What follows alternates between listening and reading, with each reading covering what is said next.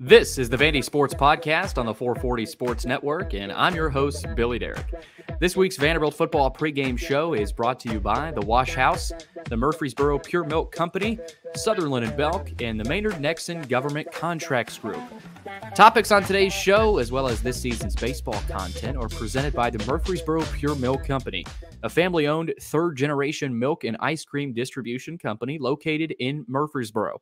A partnership began over 50 years ago with Purity Dairy in Nashville to provide purity milk and ice cream to consumers in Middle Tennessee, and they now serve Southern Kentucky, Northern Alabama, Chattanooga, and North Georgia.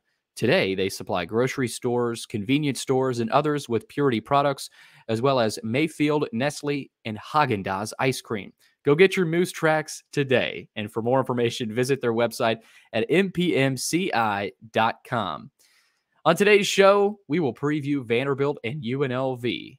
The Commodores head to Vegas for a 6 o'clock kickoff. You can watch it on the CBS Sports Network. I will also answer your mailbag questions, last-minute mailbag questions, so looking forward to getting to those. First segment, we'll check in, just like we always do, a weekly tradition. Joey Dwyer, writer for VandySports.com. We'll get to his 5 things to watch for. A lot of interesting topics there. With the quarterback position, snap count analysis, A.J. Swann's decision-making. So we'll dive into all that with Joey Dwyer. And then Andrew Allegretta, the play-by-play voice of the Vanderbilt Radio Network with Norman Jordan and Kevin Ingram. Their pregame coverage starts at 4:30 Central Time on 102.5 The Game in Nashville. They'll be in Vegas, but you can listen to them on 102.5 here in Nashville. Talked with Andrew about the mindset of the team, the mood heading into the trip to Vegas, and what Vanderbilt has to clean up, specifically defensively, heading into this matchup with UNLV before Kentucky next week at home. And then lastly, Caleb Herring, former UNLV quarterback, joins me to break down the running Rebels and their offense led by quarterback Doug Brumfield and the mindset of the running Rebels heading into this matchup led by Barry Odom, a familiar face. He's played Vanderbilt 3 times. So it'll be interesting to see what UNLV gives Vanderbilt in terms of their offensive looks. We dove into all that with Caleb Herring. He's also the color analyst of the UNLV Sports Radio Network. So getting a little bit of taste of the Rebels with Caleb. But first, today's news is brought to you by the Wash House, which is also our presenting sponsor for basketball season. Are you dreading laundry day? Is it stealing time to do the things you truly enjoy? Let the laundry professionals at the Wash House take care of that for you. With 2 convenient locations in the greater Nashville area, just drop off your dirty laundry and their professional attendants can give you back the one thing you can never have enough of, your time. Within 24 hours, you can pick up your nicely folded, fresh and clean laundry, ready to be put away. Log on to washhouseclean.com. Again, that's washhouseclean.com, or stop in today and get your time back. Today's news is that the Commodores are headed to Vegas. Vanderbilt and UNLV, Saturday night, 6 o'clock kickoff. Again, you can watch it on the CBS Sports Network, and make sure you have that in your TV package, right? CBS Sports Network is not included in every TV package. If you have YouTube TV, you should be fine. If you've got anything else, I think you've got to look into that TV package, and you may have to purchase that additional channel. I know there were some issues last week with the ACC network. So be sure you check that and make sure CBS Sports Network is in your package. This is just the second meeting in program history for Vanderbilt and UNLV. I think you all remember the last time the Rebels and the Commodores got together. It was back in 2019 under Coach Mason. That resulted in an embarrassing 34-10 loss for the Commodores. Just very poor showing. I don't even really remember much about that matchup, but what I do know is that Clark Lee is working hard to make sure that doesn't happen again. They're on the road, indoors, translucent roof is what they call. So you should be able to avoid some weather delays. We'll get to the weather here in a second, but this is the first time Vanderbilt is playing in the state of Nevada. I thought that was interesting that Vanderbilt has never played in the state of Nevada other than this Saturday night. So Vanderbilt and UNLV get going 6 o'clock. UNLV is coming off a 35-7 loss at Michigan, and their first game of the season was against Bryant. the Bryant Bulldogs, an FCS team. So it's really hard to gauge what to expect with this UNLV team. Clark Lee talked about their offense on Tuesday. He said they're a run-first offense. They will utilize 2 running backs on the field at once. It's basically a modern version of the triple option. So they will run the football.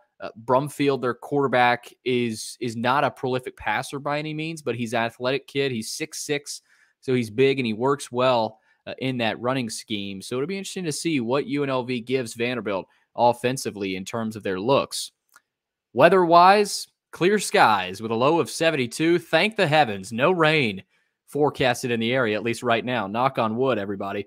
But the low is 72, so it should be nice and cool there. I wouldn't say cool, but definitely not too humid there in Vegas during UNLV's season opener against Bryant. Though I hate saying this, but I have to. There's already been 2 weather delays in Vanderbilt games this year. We don't need any more.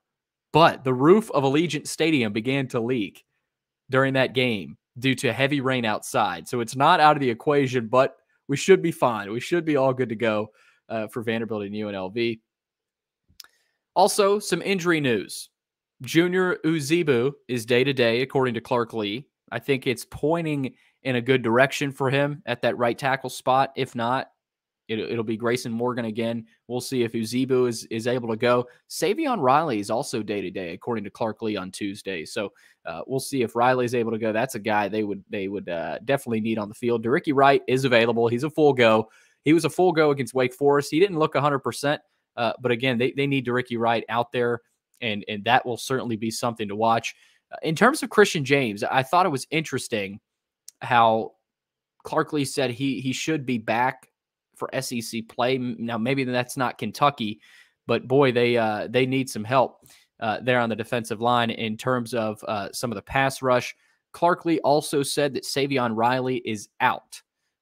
So just got that update. So I said he's day-to-day. He is officially out this weekend. Junior Uzibu is questionable due to an injury. And BJ Anderson, cornerback, didn't practice today due to an illness, but his availability is unclear. So it's not sounding good for BJ Anderson, one of Vanderbilt's starting corners. That could mean more for Martell Height, Trudell Berry, and Tyson Russell as well. Maybe a little bit of Taco Wright in there as well. So that's the injury report. Again, Vanderbilt and UNLV kickoff 6 o'clock Saturday night. Before we get to our guests, let's get to your last-minute mailbag questions. We've got a few to get to today. First one comes from Papa Hick 4VU. Have you and Joey started the 1,973-mile trek to Vegas yet? Just a straight shot down I-40. No, we have not. We are not making the trip to Vegas. Unfortunately not. Yeah, I wish we could. That'd be fun. I feel like we'd probably be distracted on Saturday, but it's a night kickoff. We'd probably have time to do some stuff. But no, I made a joke with Joey that we would be going, but no, we are not in the funds quite yet. Godors 94 asks, UNLV seems like a strange and distant team to be playing. Why did we have a home and home series? It's a great question. I've wondered the same thing. I don't think Vanderbilt should ever be traveling to schools like Colorado State, Georgia State, which I think is next year. UNLV, you should never be traveling there. This was a Coach Mason decision to start this home and home with UNLV.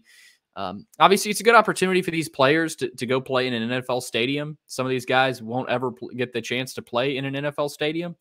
But Allegiant Stadium, it's beautiful. Should be fun for them to be able to play. But I don't know the reasoning why they started the home and home, but I know it was a Coach Mason decision. But we'll see.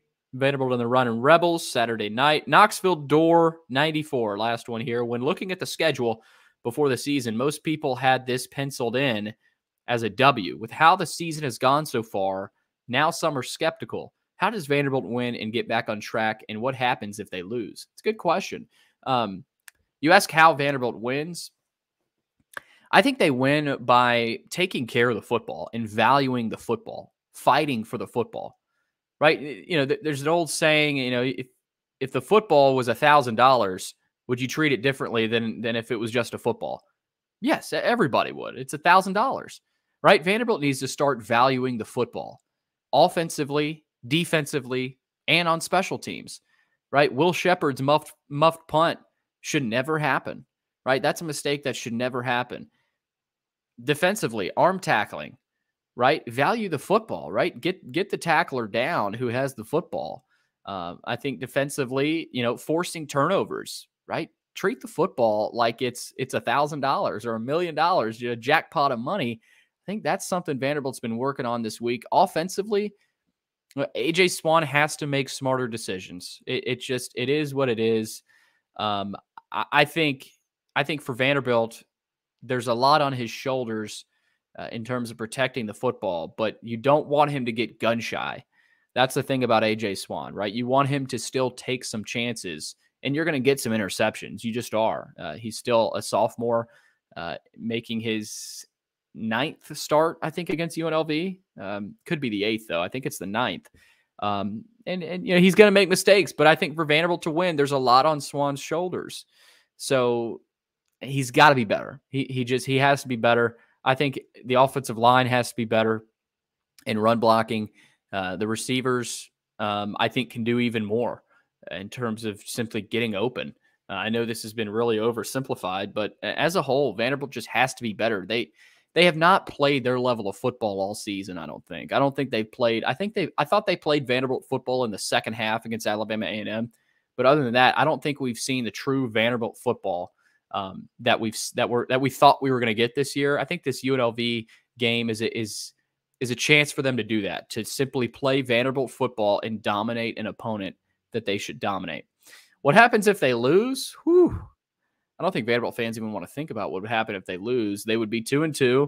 Obviously, your chances of a bowl game are deeply in jeopardy. I mean, you at that point you would have to win 4 SEC games to get to a bowl game, which, I mean, let's face it, that doesn't seem like it's likely with this group. It's possible, but not likely. So if they lose, there are some serious issues, and I would even start to question a lot of the buy-in.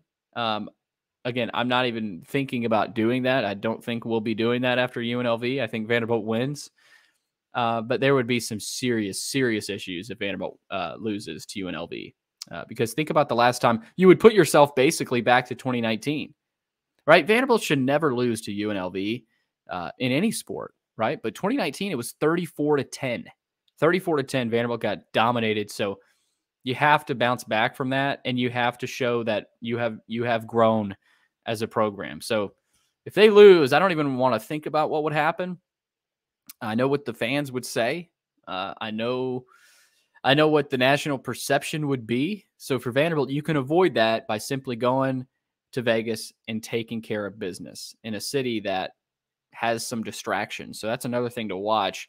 Hopefully Vanderbilt, is not distracted. They're not staying on the Strip. I think that was initially recommended to Clerkley and the staff, and they said, no, we are not staying on the Strip. We're staying in Henderson, Nevada. I think that's where Vanderbilt is staying. So that does it for the first segment. Vanderbilt UNLV, Saturday, 6 o'clock kickoff on the CBS Sports Network. Coming up, what to watch for with Joey Dwyer, and then Andrew Allegretta, the play-by-play voice for Vanderbilt football. And then to close it out, Caleb Herring, former UNLV quarterback from 2009 to 2013, also the color analyst of the UNLV Sports Radio Network. So stay tuned. But coming up, Mr. Joey Dwyer. As usual, kicking off the VandySports pregame show with what to watch for with Joey Dwyer, one of our proud Vanderbilt staff writers here on VandySports.com. Joey, Vanderbilt travels to Las Vegas for a matchup with the running Rebels of UNLV, familiar face, former Missouri head coach Barry Odom. I think that's something to watch and something I definitely want to get to with you. But for Vanderbilt, let's start with putting 4 quarters together. And again, if you haven't checked out Joey's piece, 5 things to watch for on VandySports.com, go check it out. We mentioned this after the postgame show, Joey. We said Vanderbilt has yet to put 4 quarters together. You mentioned how against Hawaii, it was a poor fourth quarter. They let the Rainbow Warriors get back in it, and it was a sluggish first half, as you said, against Wake Forest. And so Vanderbilt they've played well for halves. They've played well for quarters, but not 4 quarters. And Joey, that's something we're watching. If they can put 4 quarters together, I think there's potential for this to be a dominant victory. But if they don't, the Running Rebels will hang in there and they'll compete. Right. I think it's a team that Vanderbilt's better than, but it's also not a team that Vanderbilt can beat sleepwalking, and it can't beat it with some of the performances it has had in the past. Wake Forest comes to mind as well. A game where Vanderbilt turned it over, missed tackles, just made a bunch of mental errors, muffed a punt for a touchdown. Can't happen against UNLV if you want to win.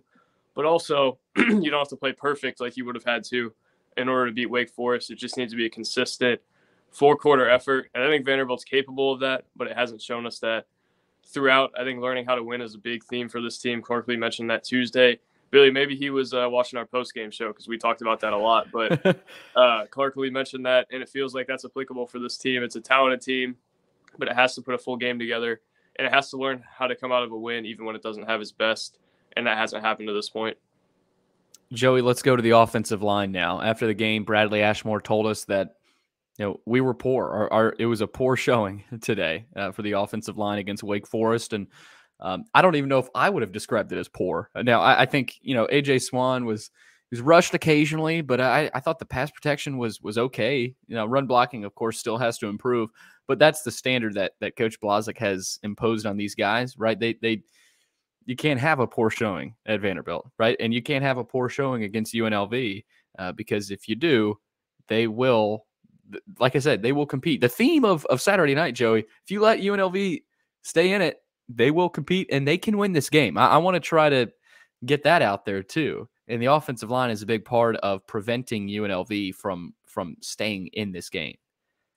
Right. I think really just limiting UNLV's playmakers will be a big thing in terms of the offensive line. UNLV only got 1 sack through 2 games, so I have some optimism for the offensive line that it can do that and kind of slow down UNLV's pass rush. I don't think UNLV has really made a whole lot of impact in other ways on the defensive line as well, so it feels like this could be a bounce-back game for Vanderbilt's offensive line.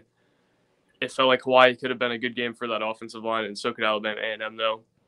And we haven't seen a great performance out of it yet, so I'm tempering my expectations for the offensive line, but it does feel like kind of a get-right spot here for it. I think that's the thing to watch generally with this team is just how the line of scrimmage comes together first on the offensive line and then on the defensive line as well.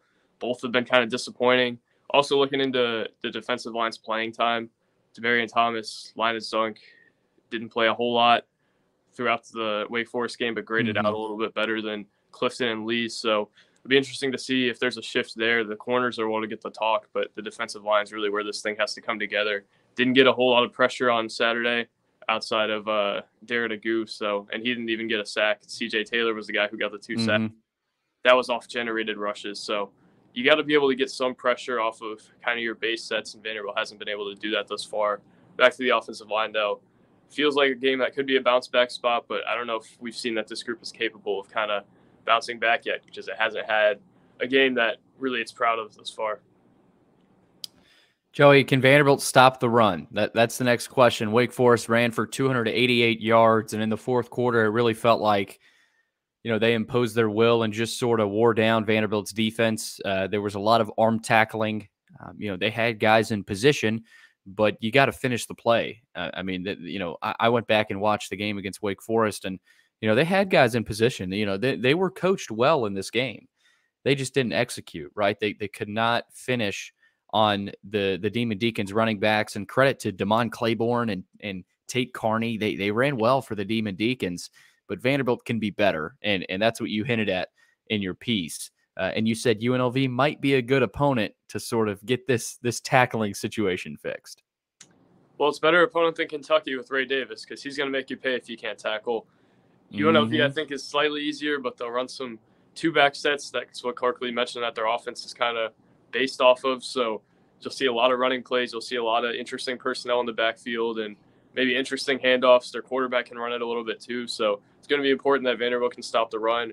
That'll lead to easier stopping of the pass, obviously. And it feels like this is kind of a game where it can do that as well and maybe prove that it can do it because it did for the first 2 games.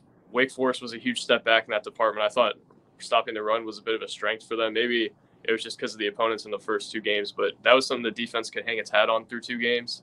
Wasn't able to do that after Saturday, and I felt like Clarkley thought he was a little more confident in that run defense going into that game than kind of was proven on Saturday. It felt like he wanted Wake Forest to run it and was interested to see if his group was capable up front and thought it was, and really proved not to be on Saturday. So it'll be interesting to see if that group can bounce back.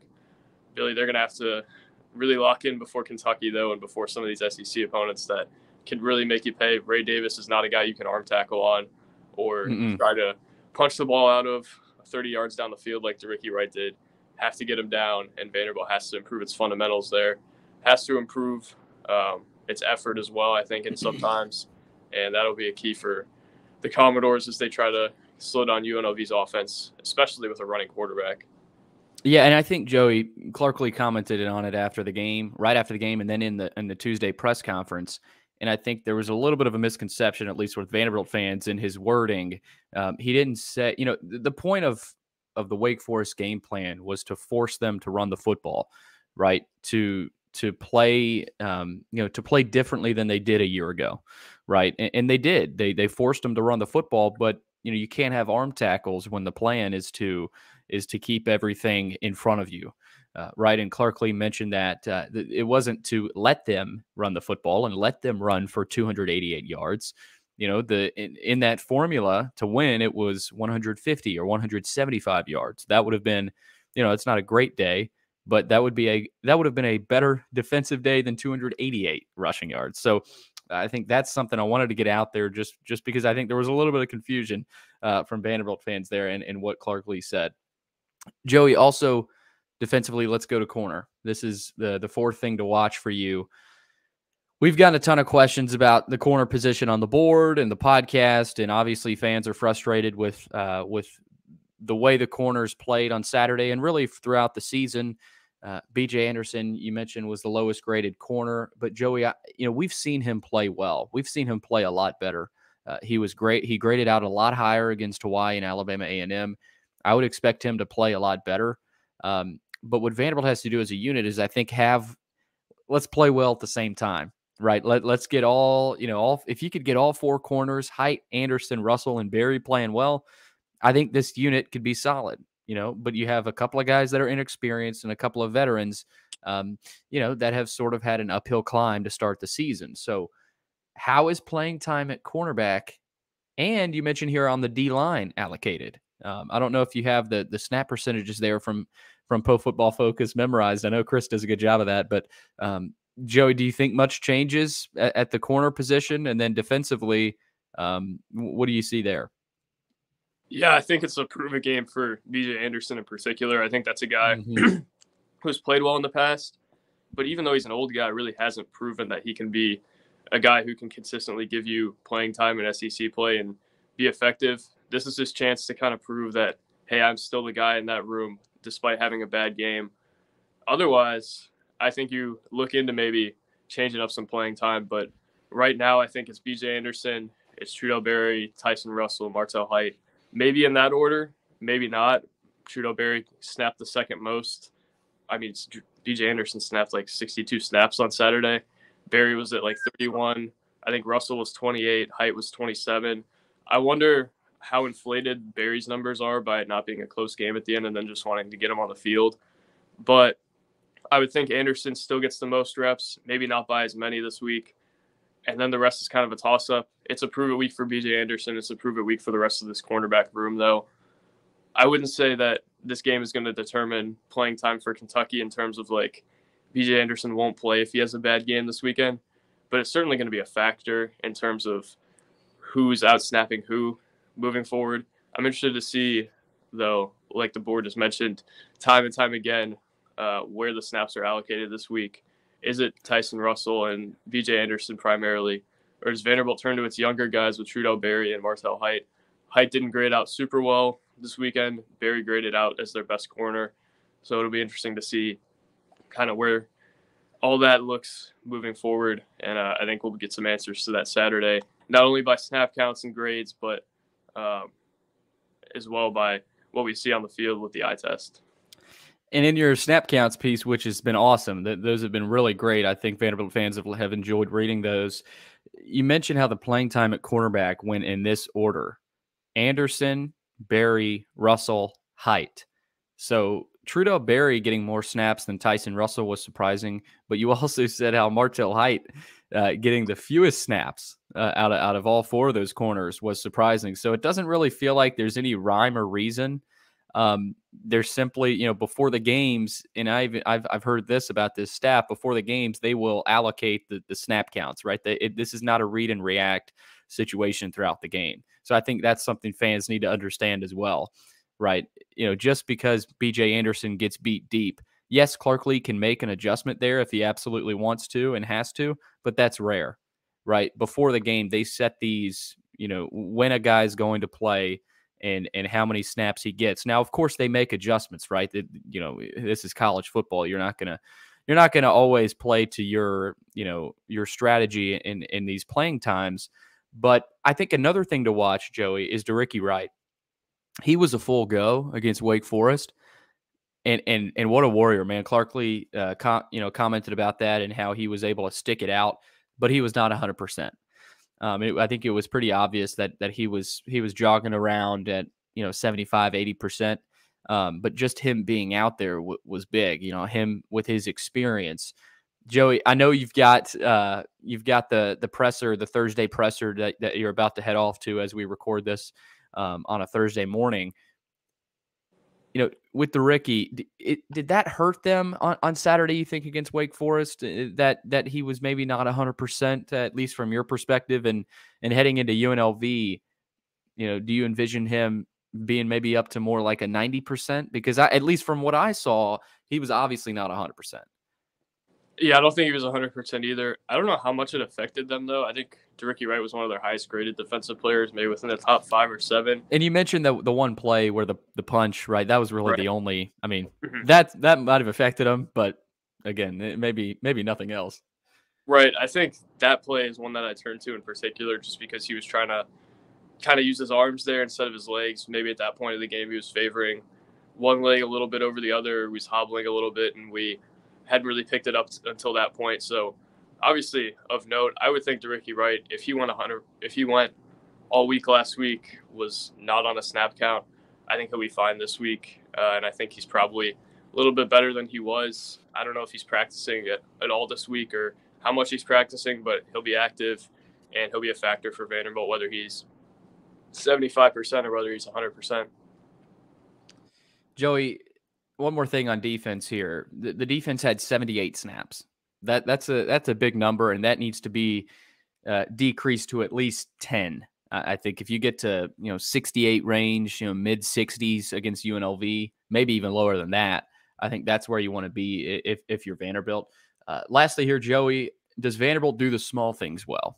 Is what you ask, and we had a comment in our postgame show referring to that, right? That Vanderbilt did not do the small things well against Wake Forest. Things like catching a punt and not fumbling, right? That's a small thing that Will Sheppard failed to do, and that cost them dearly in that first half. That was such a huge swing, not just a point swing, but an emotional swing for that team. And so, there was a lack of focus against Wake Forest. So in that question, Joey, I think there's that focus element, right? And you cannot take plays off. So special teams, I think, adds to that, right? Special teams is the smaller of the three units, right? You got to do the small things where, well, they're on special teams. So what are you looking for on Saturday, specific small things that Vanderbilt has to do well to beat UNLV? Billy, special teams make special teams. And I say that jokingly, but it's true. Vanderbilt in its first It is true. Completely dominated the special teams battle. I think there was a lot of A's given out in terms of grades to the special teams in the first 2 weeks. Last week, obviously not the case. A lot of poor play on special teams. And even with Hayball putting it inside the 5-yard line and Vanderbilt not being able to get it, that's a small thing that kind of turned to, is letting that ball bounce in the end zone versus pinning Wake Forest or pinning Alabama A&M deep. Feels like that's something to watch. Just winning the field position game. Turnovers feel like a bigger thing rather than a small thing, but I think that kind of fits into that category as well. Feels like Vanderbilt just kind of has to clean up its total effort. It has to play for 4 quarters, and Clark Lee all season has brought up doing the small things well. hasn't really resonated with his team to this point, outside of maybe Alabama A&M. And it feels like that's the reason why they blew out Alabama A&M versus letting them stay close in that game, is doing the small things well and having intensity for 4 quarters. And I would be interested to see this weekend if Vanderbilt kind of wakes up and after getting punched in the face, has that message resonate with them a little bit more rather than just relying on talent and maybe having that lack of focus at times. Vanderbilt and UNLV, 6 o'clock kickoff on the CBS Sports Network. Joey, we got a question. I asked for last-minute mailbag questions. We got a question on the mailbag. Have you and Joey started the nearly 2,000-mile trek to Vegas yet? It's just a straight shot down I-40 if you want, Joey. I mean, it's up to you, man. I'm leaving it up to you. I'm really busy that day, Billy. I can't make it. All right, I'll just go alone then. Yeah, that's a great idea. Joey Dwyer, everybody, Vanderbilt sports writer. Great pieces here to start the football season. He's got defensive and offensive snap counts and grades.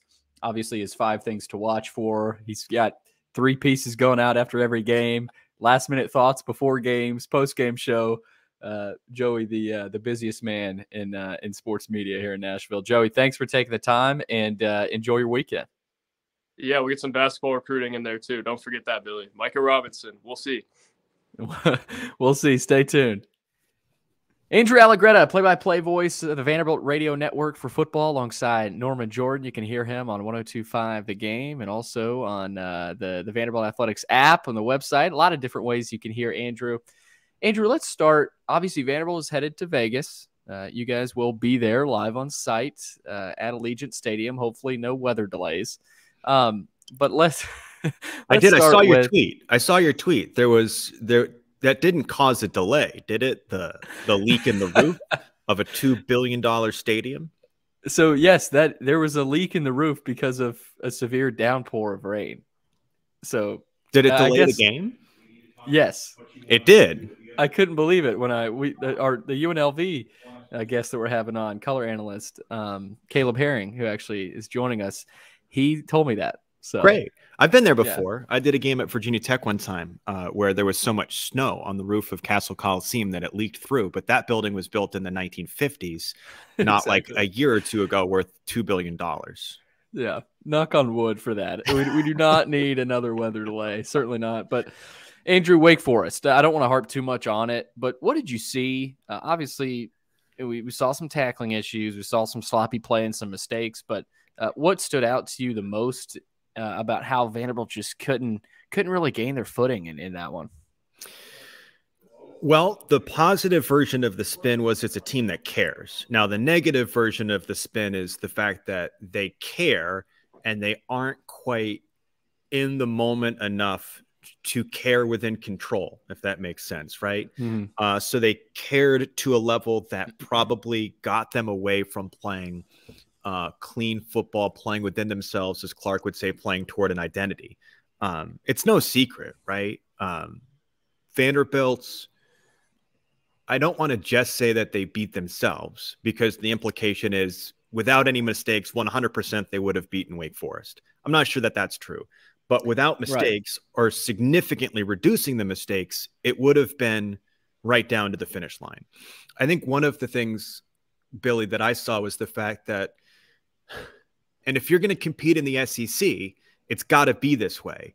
But no part of me felt like there was a talent mismatch with Wake Forest. And that's a good Wake Forest team right now, right? Like that is a team that competes for the ACC championship. Again, if you're going to be in the SEC, you can't have a talent gap even toward the better side of the ACC. I get that. But I didn't see a talent gap, and that's a positive. They've got to clean up their play. And it's not just Wake Forest, right? They could have performed better versus Hawaii. They could have performed better versus Alabama A&M. I don't think the sky's falling. You got out of the first 3 games at 2-1. And if you can get UNLV, you're 3-1. And the stated goal of postseason play is very much within your grasp. So, what's interesting is some of the mistakes, like the penalties, aren't quite as out of whack as you might think. Like Vanderbilt finished last season 45 yards per game in penalties. Yeah, it was a pretty clean game again against Wake. Right. It's through 3 games, it's 45 yards per game of penalties, which is on the better side of the ACC. It's just, you can't have a bad snap in a goal line situation or a third down and one. Circumstantially, the moments perhaps have clipped them in ways that have slowed down the ability to accelerate toward either a big win or a close win versus Wake Forest. It's just the circumstantial stuff for sure. The momentary stuff, the big moment stuff has not been as clean as it needs to be. Hear me out on this. And I mentioned this to Joey in our postgame show right after the game. I talked about, you know, the immaturity of the program, not in a super negative way, just, you know, still getting acquainted with the process of winning and what it takes, you know, to win, go on the road and beating a Wake Forest. You know, they have the talent. I agree with you that the talent, there was not a talent mismatch at all. You saw that in the first quarter, especially Vanderbilt, you know, they went toe to toe back and forth, and you thought all of a sudden this might be a shootout. But Andrew, it feels like they almost, you know, they want it to happen so bad. They know it can happen, but they're not putting forth 100% of the effort that it requires, right? The little things, the small things, some of those sloppy mistakes, maybe a forced throw. And those are things that are fixable and that they can do, right? And that could easily change with one opponent against UNLV. But it could also easily change if they continue to do those, right? So the margins are still small. Would you agree that the program is still immature, but the margin for error also allows them, if they prevent those mistakes, they can go beat a Kentucky, a Missouri, an Auburn, a Florida? Would you agree there? I'm with you 100%. I think one of the things we said on our radio broadcast, and not, again, to be derogatory, is that Wake Forest looked like a team that was in its 10th year of a program built with Dave Clawson, and Vanderbilt's in its 3rd year with Clark Lee. Clark has obviously done really significant things within the recruiting to elevate the talent. He's done really significant things to start to shift the way the mentality of the players are on a week in, week out basis. And I don't know that people want to hear it necessarily, but I will always think there is a truth in the understanding of how to win, right? When you get into a moment that is a difference maker, where is your heartbeat? Where is your belief? Where is your confidence? I think Clark is working very, very hard to instill a steady heartbeat, to instill a confidence where that they play to the best of their ability in those moments. But there is a difference in being able to know it because you've done it, and trying to do it even though you haven't done it yet. And people might say, well, they did it versus Kentucky and they did it versus Florida a year ago. I would caution that even though that's recent memory, you still have a new blend of players this year. I don't care if it's 80, 90% the same.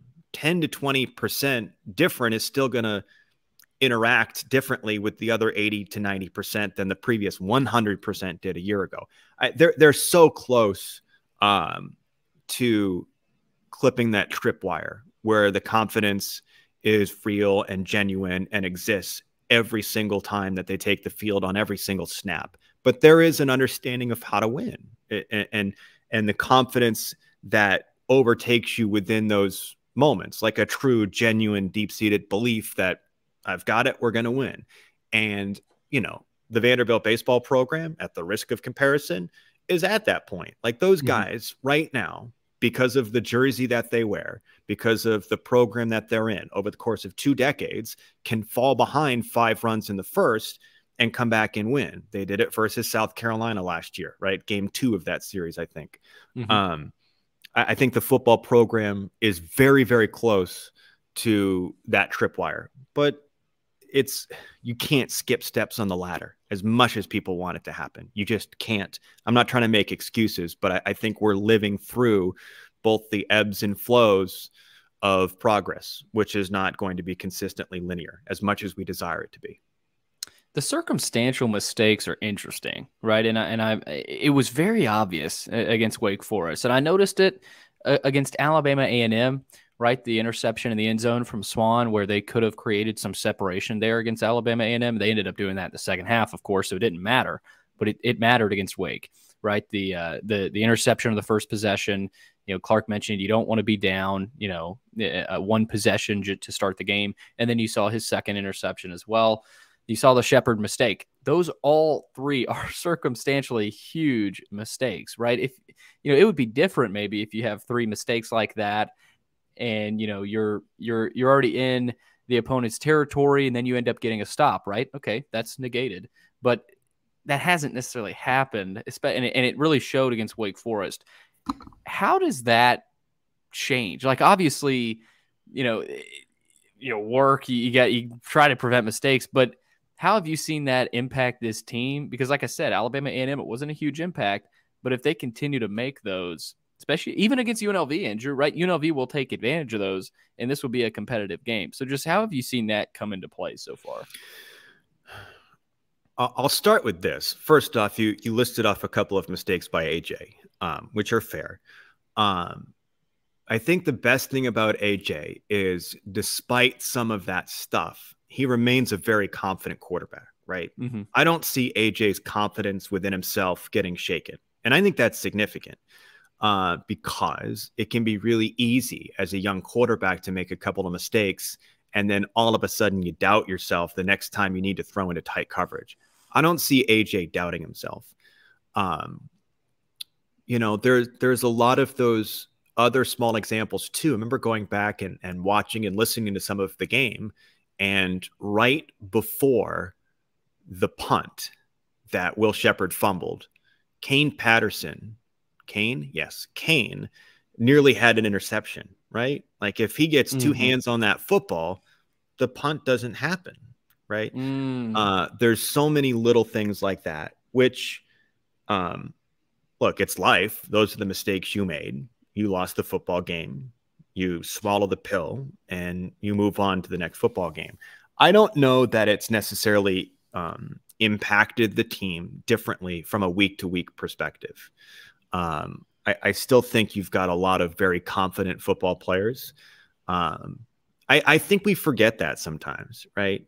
That these guys are 18 and 19 years old, and they have often been uber successful at the high school level and do come to college with a lot of confidence. And humble confidence is significant. And I think most of these guys are, generally speaking, fairly humbly confident, which allows them to make the mistakes and then go back and watch film and be constructive within their criticism. So I don't know if I've necessarily seen the circumstantial stuff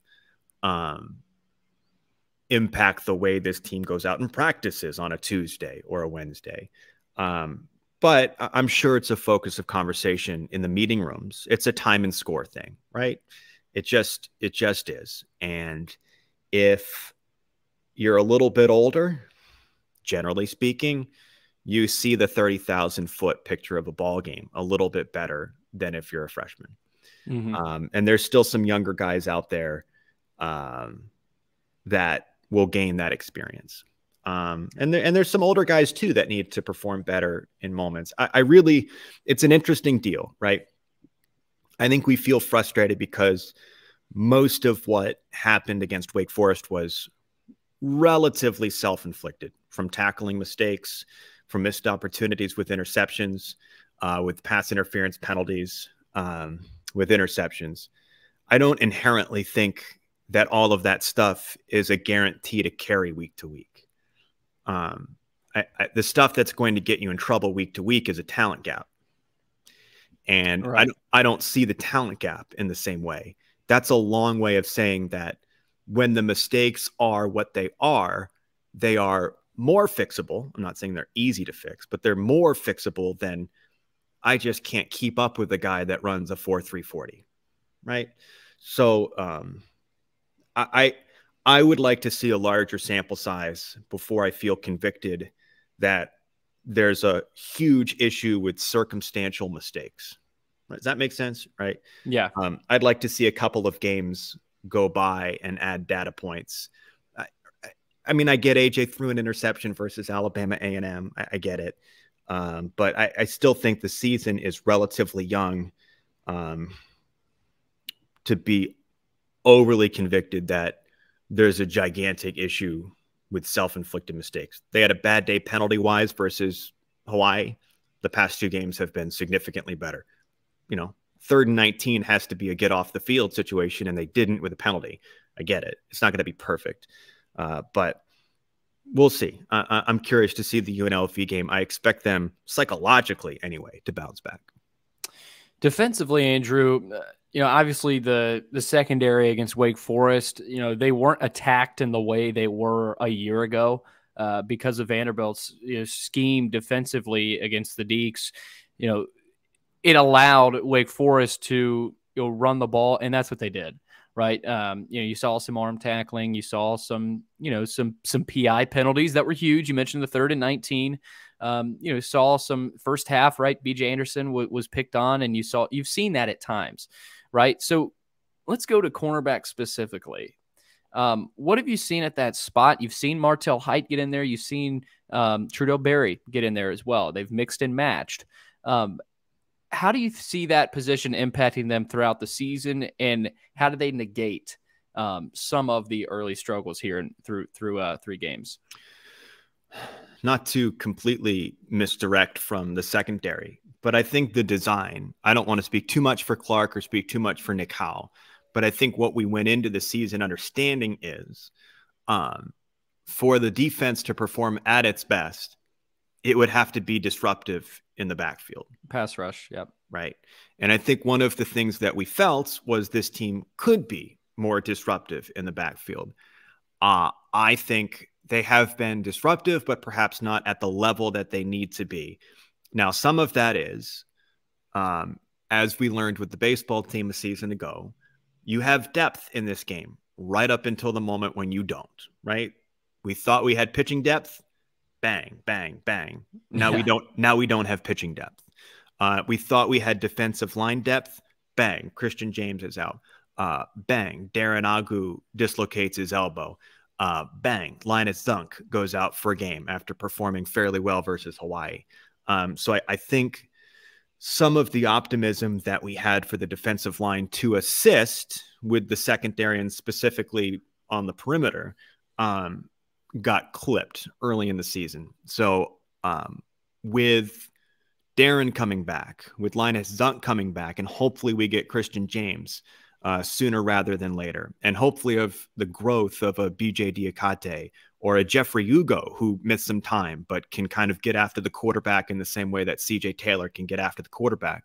With some of these guys getting more reps and getting healthy, hopefully that allows them to be more disruptive with the quarterback. And again, I think they have been more disruptive with the quarterback, and the design of Nick Howell's defense is to do that. I mean, the design of the defense is to unleash CJ Taylor in the backfield, and he did, right? He destroyed Mitch Griffiths on one play versus Wake Forest. So you can't all of a sudden turn somebody for Vanderbilt into Darrelle Revis. And I don't think anybody is expecting that or asking them to do those things. I do think that you're asking them to play fundamentally sound football and have their footwork down and have their eyes in the right place and all of that sort of stuff, which BJ can do. I know a lot of it is placed on BJ, right? Martell Height's been picked on a couple of times because he's still a freshman too, guys. Tyson Russell has been picked on at times too. I saw that versus Hawaii. You know, it was interesting. I remember talking with some people in fall camp, and he's not there yet.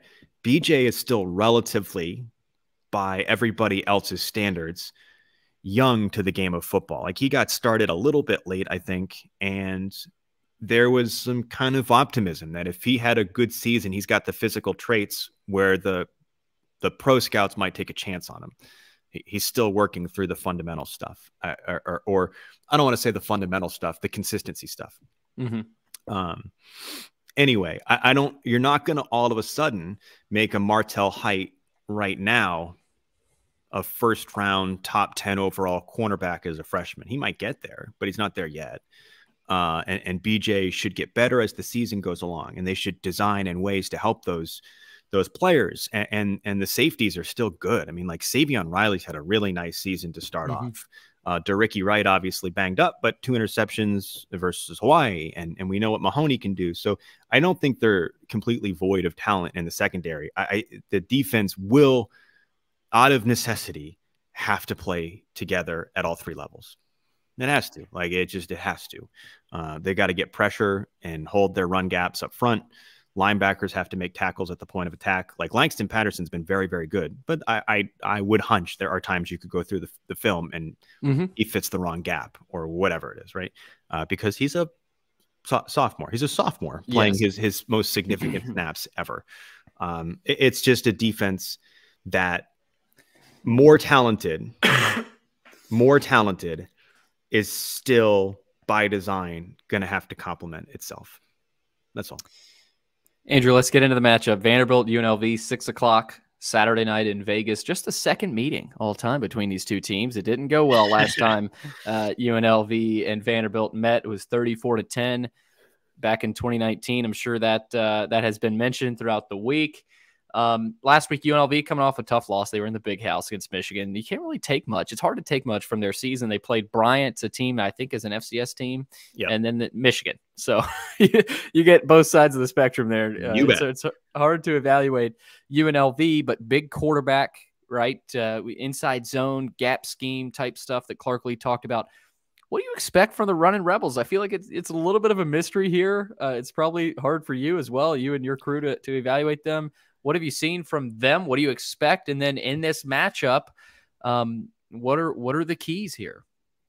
I think tackling is the key. In part because of how they run their offense. They call it the go-go offense. Yeah, I heard that. Which is interesting. It's not really go-go because they're going to run a bunch of fly routes or they're constantly up tempo or whatever. I guess there's some throwback to like when the offensive coordinator was the OC at Howard and some player was referencing go-go music or something like that. I don't know. So there's some weird tie there. It's fine. They call it, or he has called it, like the modern homage to the triple option. It's going to put the quarterback in the shotgun. It's going to still have two running backs, not a running back and a fullback, not like an A back and a B back. It's going to have two running backs in the backfield, and they're going to do some basically triple option type stuff, which is going to go back to the linebackers and CJ Taylor and whoever is up in the box making the tackle at the point of attack. I mean, the Wake Forest game is completely different if they make the tackle at the point of attack more often than not. I think the talent level should be lower than Wake Forest, which hopefully will allow the defense to use its own skills to make the play. The other side of that is if the offense can have a quick start and get out in front by a touchdown or two, you're going to force UNLV to throw the football, and that's not their strength. Their quarterback, Brumfield, seems like he's an adequate passer, but at the risk of a crude metaphor, he kind of strikes me a little Mike Wright-ish. Incredibly athletic, good runner, can throw the football, but he's going to have his moments of inaccuracy. So if you are dependent on Brumfield being a true pocket passer, that's going to be a problem for UNLV. So Vanderbilt can force that in two ways, which is one, slowing down the run game by being really good at tackling, or two, having the offense get out in front with a couple of touchdowns early. And forcing them to throw the football. So those strike me as the most significant elements within the ball game. Andrew Allegretta, the play-by-play voice for Vanderbilt football. You can hear him. Coverage start 4:30 Central? Central time. Yep, sure does. 4:30 Central time for the pregame show with Norman Jordan and Kevin Ingram. Andrew, thanks for taking the time. Watch out for Kev on the strip. Yeah.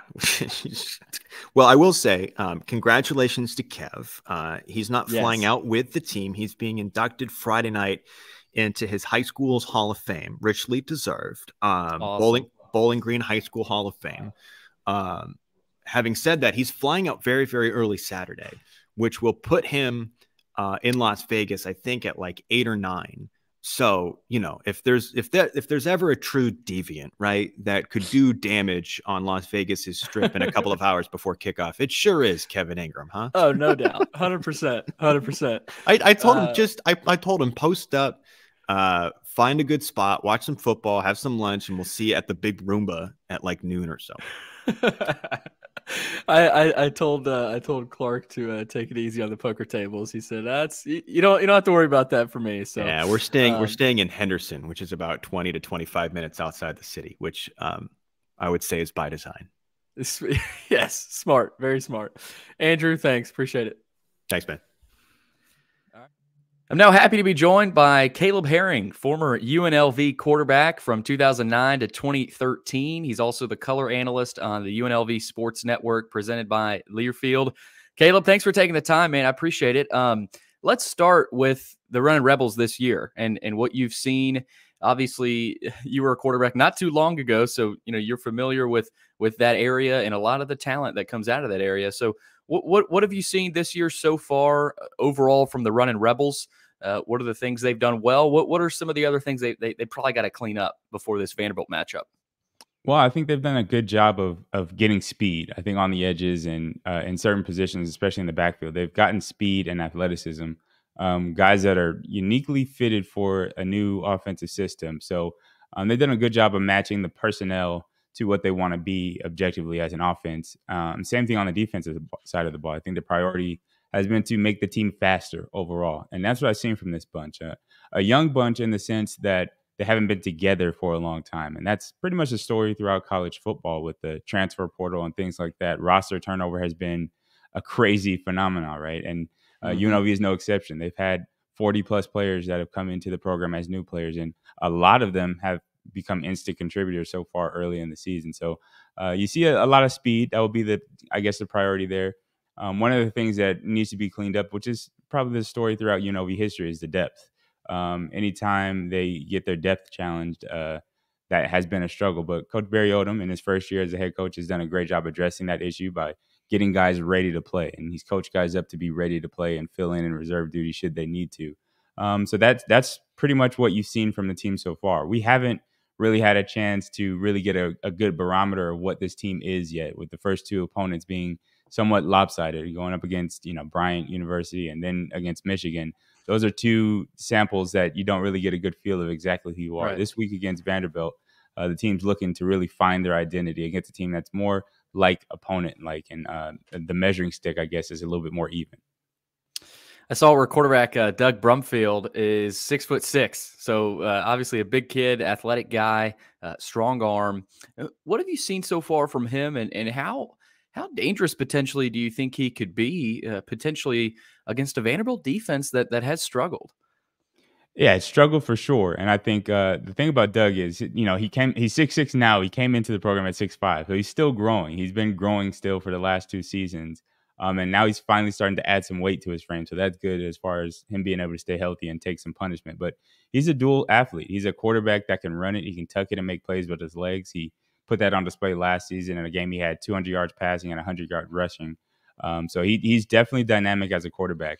This season so far, he's struggled out of the gates a little bit, to be honest. I think he's trying to find his stride in a new offensive system, but he has yet to put out a performance that's as efficient and as explosive as we're accustomed to seeing from him in the past seasons. But he's laying in wait, I'd say. He's laying in wait for that big one to break and to really show what he's capable of doing. But a dual-threat quarterback that has a lot of tools in the tool belt, if he can put them on display on Saturday, that'd be nice for Rebel fans.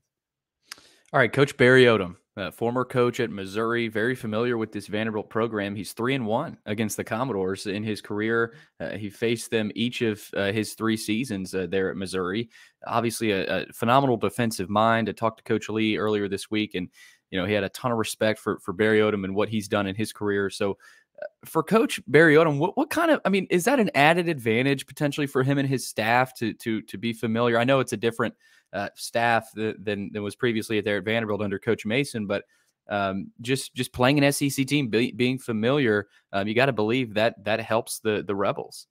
It does. I think just the overall feel of SEC football, regardless of who it is, there's a brand that's associated with that Southern Athletic Conference. So it's like, it's one of those things where the experience, yes, it's a different team, a different roster, maybe against a different coach, but the brand of football, I think, in the SEC is pretty consistent. And having gone up against that, having coached in it and played that style for so long, his time in Missouri, his time at Arkansas, obviously I think that will play some benefits for him. And he's mentioned before that he has some familiarity with the program and how the university kind of operates. But again, that's a new challenge. It's a different team. And he's going into this understanding that he doesn't have an SEC football team. Right? UNLV is not a member of the SEC, nor have they ever been. And it's a different brand of football. Sometimes it's interesting when the brands, like the West Coast style of offense versus the SEC style, when they clash, and kind of a battle of different systems and mindsets. But Coach Odom definitely brings an old school, I guess, SEC flair, especially on the defensive side of the ball. But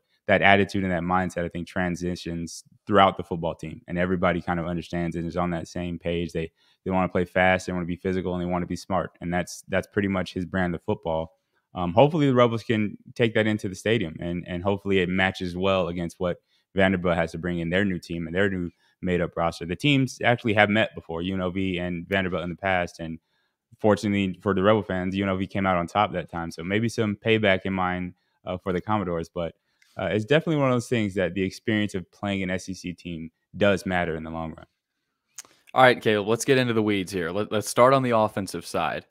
Barry Odom, of course, is more of a defensive guy, but we just talked about Doug Brumfield and what he is potentially capable of. I think that is something that potentially concerns Vanderbilt fans, especially coming into this matchup. But specifically offensively, what is UNLV trying to get accomplished? I know it's tough to tell here through 2 weeks. You only have 2 matchups that were both lopsided, but from what you can see, what is their goal offensively? I think their goal is to be explosive, and that comes, with the defensive coach as the head coach. You would be shocked to hear that, right? They'd probably be risk averse and not want to take risk and just protect the ball, run it, and all those good things, and win the game with defense. But that's not the case. If you look back at Coach Odom's history, he had a really explosive offense in Missouri, and they put up 30 points a game. So he knows and understands how the game has changed and how offense is a priority. And then with offensive coordinator Brendan Marion, who's in his first year as well with UNLV, he's brought one of the more unique offensive systems in what's called the go-go offense. And it's one of those offenses that is looking to create explosion, whether it's on the run or through the air. And that's one of the unique things about it. It doesn't matter who touches the ball, who gets the call, which type of play is called. There's potential for explosive plays all throughout the offense. And you're right, we haven't seen exactly what it's capable of. I know I've watched the team in practice, and I've tried to pick it apart, and it's a unique system to me as well. So there's times where I'm a little bit lost out there, but it's one of those things that you see the potential for explosion, and they've yet to really unleash the offense. I know they had a big rushing game in the first game of the season, and obviously going against Michigan, you're not going to have those kind of explosive run plays. But they look to be explosive. They look to be explosive and take advantage of whatever the defense gives them in a multitude of ways and with a variety of different players. It's not just a one-man show. It's anybody at any time can take it a distance. All right, defensively, obviously played well against Bryant, Michigan. You're in the big house. I mean, let's give him some slack there. But I mean, 35-7. A lot of teams might have given up, 45, 50, 55, something like that. So I mean, to go into the big house and only allow 35, isn't terrible. So for you defensively, Caleb, what are they trying to do defensively? Are they more of an attacking style defense or a defense that is going to try to limit the big plays? I think they do. Philosophically, their aim is to do both, right? And that's a tall ask to create disruption and chaos, and then also not give up big plays. But that's what they're trying to do. And I think I mentioned it before that speed was the priority. And I think they want to do that by having speed all over the field. And it's one of those defenses that is unconventional in the way that they control gaps in the run game. And it's also unconventional with the amount of speedy guys or defensive backs they have on the field. They could have 5 to 6 guys who are considered defensive backs by build on the field at any given time. So they want to be fast, and with that speed, create chaos. And if that leads to limited big plays, they're happy with that. If that leads to guys getting in the backfield, making negative plays and creating chaos for the offense, that's also a part of the plan. So it's, again, variety is the spice of life with UNLV, and speed is a priority. So that's what they aim to do. They want to be a fast defense, also physical, also disciplined, but I think speed is the priority, and they recruited to that, and they played as fast in their first 2 games. And obviously the Michigan side of things was a little bit tough, but the Bryant offense is actually an explosive one. They had a quarterback that passed for 3,000 yards the previous season and 26 touchdowns, and they held them to 0 through 3.5 quarters. So it was a really good showing for the defense. Things to clean up, obviously, and again, a better barometer of exactly how good or what their potential is against Vanderbilt. And they feel like it's a more evenly matched game where it's not lopsided in either direction, so they can actually get a sense of who they are and what their identity will be for the remainder of the season. We talked about Brumfield, and obviously he's the quarterback. He's the most important position on the field, as you know, of course. Give me a couple other guys, maybe one on offense and one on defense that Vanderbilt fans should keep an eye on and might have an impact on this game on Saturday. I think one of the guys is somebody that is familiar to college football, and Ricky White. And we talked about him all week last week because he had a really explosive game. He's a transfer from Michigan State. The last time he played Michigan, he had 200 yards receiving in that game against Michigan. So he's an explosive player who hasn't really come out of his shell yet this season. And he's at receiver. He's really explosive and dynamic in the way that he can hurt you. So he's a name that I think Vanderbilt fans should be aware of, and they could probably look to see some big things from him. On the defensive side of the ball, Jere Williams is one of the guys who's an all-around athlete. He's a beast. He plays at all three levels, and he's a jack of all trades for the defense, and he plays multiple different positions. It's hard to get a beat on where he is on the field, but he's explosive, and he makes great plays, and he loves the game of football. He's one of my favorite guys to talk to on the team because his passion for the game. He's a former walk-on, overlooked out of high school, and he's proven now to 3 different coaching staffs that he's worthy of playing time. And everybody on this team raves about him, coaches included, about his talent and his ability to affect the game. And Jere Williams on the defensive side is one of those guys that you're going to hear his name called a lot. All right, let's get into the matchup, this specific matchup. Looking forward to it. Saturday night, 6 o'clock. You can watch it on CBS Sports Network. Obviously at Allegiant Stadium, indoor. I think Vanderbilt fans are excited for no weather delays, hopefully. They've already had 2 this year.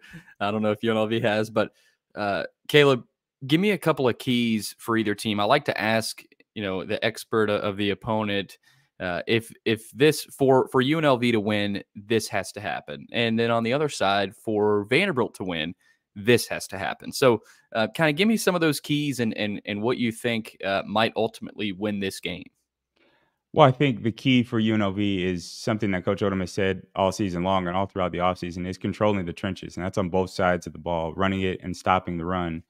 The ability to dominate in the trenches, I think, opens up so much for UNLV. If they can do that, they have a chance against just about anybody. I think they have a lot of faith in their skill position guys on the edges to make plays or prevent plays. There's a lot of athleticism and speed, like I mentioned, on both sides of the ball. So they feel like they have a chance. It's the trenches. And that's the story in college football. If you have a team that can dominate the run game on both sides of the ball, you have a chance. And I know that SEC's brand of football, that's important as well.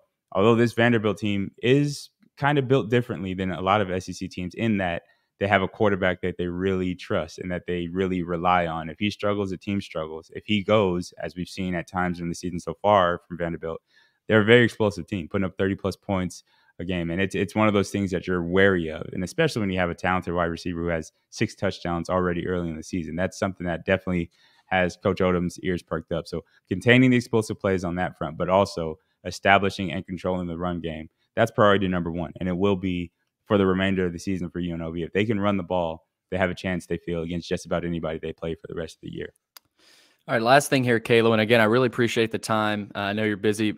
There are some fans from Nashville headed over to Vegas. I'm not, unfortunately. I wish I was. Not quite the funds for that yet, but give me an idea of an atmosphere we could expect. What's it like playing in Allegiant Stadium? Like I said, Vanderbilt players are probably excited to be playing indoor, not have to worry about any sort of delay. So just sort of give me an idea of Allegiant Stadium, what you're familiar with it, and maybe what fans that are headed to the game can expect. It's a once-in-a-lifetime venue. It's one of the newer stadiums in all of football, obviously, in Allegiant Stadium, and a professional environment. And some of the things that are featured in the stadium are top tier, top of the line things that the Rebels are fortunate enough to be able to call their home field. And obviously coming from the big house and seeing that atmosphere and the 109,000 fans is one thing. And obviously a different level of college football played there. But UNLV is a budding fan base that has it's on the cusp of piquing the interest. The sports marketing in Las Vegas has blown up with the Raiders and the Aces and the Golden Knights and things like that. So sports are a priority, and UNLV is right on the cusp of getting in on that action, I should say. And they're looking to pack out the stadium. It's been better. Attendance has been steadily increasing, and I think the excitement and the buzz that Coach Odom has created is definitely driving attendance in the right direction. But it's a once-in-a-lifetime venue. Everybody that we played so far at Allegiant Stadium has lamented the fact that it's a gorgeous stadium to play in. Somewhat breathtaking. Obviously, it's an NFL caliber stadium. And then in Las Vegas, the setting and the backdrop, the Las Vegas Strip is once in a lifetime. You can't get it anywhere else. So it's a privilege for the Rebels to be able to call it home field. And hopefully the attendance and the crowd shows up and makes it a real home field advantage. They call it a translucent roof. Is that the name for the? Because I mean, you can see over, but it's closed, right? A lot of people think it's retractable, but it's really not, right? Yeah, it's not retractable. It's translucent. There is light that comes through. It's a unique. It's one of the only ones. I believe it's the only one in the United States that has a roof that's built this way. And I think in Nashville, the Titans are wanting something very similar. Very similar, right? And it obviously prevents rain delays from happening. But we did have. It's Thank funny goodness. that you say that we had a monsoon come through last and in the first week in the opener, and there was a slight leak in the roof, and they Okay. there was a small weather delay. I think it was like 5 minutes that the refs were like, "What's going on here?" And it was like, "It's just a couple drops of rain, no big deal." And play resumed. But it's a unique stadium, and it's one thing that you have to see from the inside. It's gorgeous on the inside and the out, and the Rebels are fortunate to have it for home field. Well, if a water leak would happen to any team, it would happen to this Vanderbilt team. They've already had 2 rain and lightning delays this year. Hopefully there's none in Vegas. Caleb Herring, former UNLV quarterback from 2009 to 2013. You can hear him on the UNLV Sports Network as the color analyst. Caleb, thanks for taking the time, man. I appreciate it. Not a problem, man. Go Rebels.